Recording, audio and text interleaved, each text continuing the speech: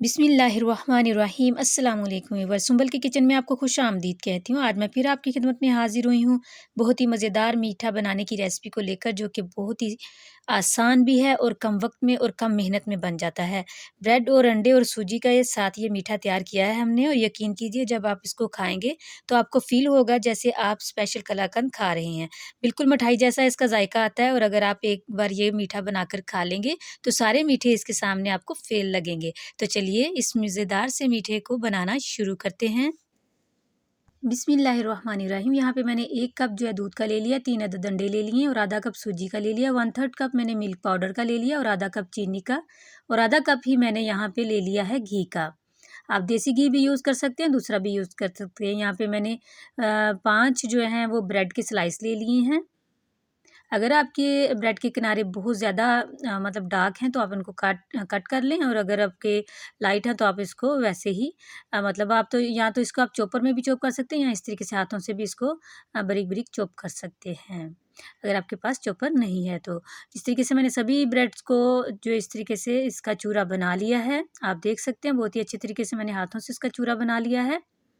तो अब क्या करेंगे, अब दूसरा स्टेप है कि हम यहाँ पे 3 अदद जो अंडे हमने निकाल के रखे हैं, इसमें ये देखिए चीनी मैंने थोड़ी कम कर ली है क्योंकि मुझे मीठा बहुत ज़्यादा पसंद नहीं है। तो चीनी और अंडे को दोनों को मिक्स करके रख लेंगे अच्छे से। अब मैंने एक ले ली है कढ़ाई, और यहाँ पे ड्राई रोस्ट करूँगी। आधा कप जो सूजी का लिया था उसको ड्राई रोस्ट करना है, बहुत इसका कलर मैंने चेंज नहीं करना है। इसको बस अच्छी सी खुशबू आने तक इसका कच्चापन दूर करना है। और अंडे और चीनी को जब मैंने मिक्स किया तो इसमें 2 ड्रॉप मैंने येलो कलर के डाल लिए थे, ताकि जो हमारा ब्रेड का हलवा बनेगा वो बहुत ही अच्छे कलर में, उसकी लुक भी बहुत अच्छी लगे। तो यहाँ पे देखिए साथ ही में मैंने ब्रेड को भी इसके साथ, जब सूजी जो अच्छे से ड्राई रोस्ट होगी तो मैंने ब्रेड को डाला, ताकि ये भी अच्छे से इसके साथ इसकी जो, आपको पता है ब्रेड में हल्की सी कभी-कभी ईस्ट की स्मेल भी आती है, तो इस तरह करने से ना इसकी स्मेल भी चली जाती है और ये बहुत ही कुरकुरा सा हो जाता है। ये देखिए मैं हाथों से ही इसको, जो इसके मोटे पीस थे वो कुरकुरे से हो गए, तो हाथों से ही वो पिस रहे थे। तो यहाँ पे मैंने डाल दिया है, ये फ़िलहाल मैंने 1/4 कप यहाँ पे डाल दिया है घी का। तो बाकी जो है वो थोड़ा-थोड़ा हम जब इसकी भुनाई करेंगे तब थोड़ा-थोड़ा साथ में डालते जाएँगे।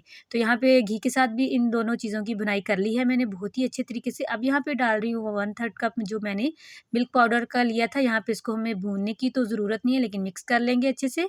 मिक्स करने के बाद यहाँ पे मैंने डाल दिया है 1 कप जो मैंने दूध का ले लिया था। ये आप इसको समझ लें कि ये तकरीबन एक पाव से थोड़ा-सा कम होगा। यहाँ पे जो मैंने अंडे और चीनी का मिक्सचर बना के रखा था, ये चीनी मैंने इसी में मिक्स कर दी थी। चीनी अलग से डालने की ज़रूरत नहीं है हमें। साथ में मैंने आपको बताया कि मैंने 2 ड्रॉप जो है येलो कलर के डाले थे, ताकि इसकी लुक बहुत ही अच्छी आए। तो यहाँ पे अंडे और दूध को डालने के बाद बहुत ही अच्छे तरीके से हम इसको अच्छे से मिक्स कर लेंगे। फ्लेम जो वो मीडियम है, और यहाँ पे मैंने डाल दिया था 1 टीस्पून इलायची पाउडर का।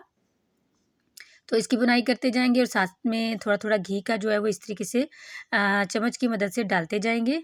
जैसे-जैसे हमें इसकी ज़रूरत महसूस होगी वैसे-वैसे डालते जाएँगे।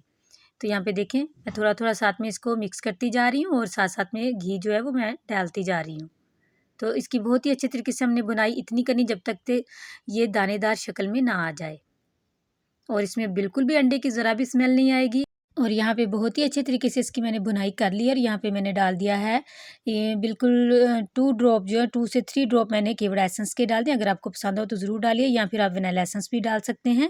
यहाँ पे मैंने पिस्ता बादाम और कुछ चारों मगज़ जो हैं वो मैंने ड्राई रोस्ट करके रखे हुए थे ऑयल में, तो वो भी मैंने इसमें डाल दिए, क्योंकि वो जब खाते हैं तो उनका क्रंच बहुत अच्छा लगता है अगर हमने उसको रोस्ट करके डाला हो। तो यहाँ पे हलवा जो है वो हमारा कितना दानेदार बना है और कितना यम्मी लग रहा है देखने में, ये आप देख सकते हैं। मैं इसको सर्व कर रही हूँ, तो बहुत ही टेस्टी ये बना था। अगर ये मीठा आप मेहमानों के लिए भी बनाएँ तो बहुत ही पसंद आएगा उनको। अगर अचानक से मेहमान आ जाए तो आप इसे जल्दी-जल्दी से बना सकते हैं। तो मेरे बताए हुए तरीके से आप इसको ज़रूर इसी तरीके से बनाइए, बहुत ही डिलीशियस बनेगा। इसका ज़ायका बिल्कुल मिठाई जैसा लगता है। अब जो मैंने बचा के रखे हुए थे वो मैं ऊपर गार्निश कर दूँगी कुछ ड्राई फ्रूट, ये आप देख सकते हैं। तो मुझे उम्मीद है कि आज की ये सिंपल और आसान रेसिपी आपको बहुत ही अच्छी लगी होगी। अच्छी लगी तो इसको लाइक शेयर करना बिल्कुल ना भूलिए। इसी के साथ मैं इजाज़त चाहती हूँ। दुआओं में याद रखिएगा अपना और अपनों का बहुत बहुत ख्याल रखिएगा। अल्लाह हाफिज़।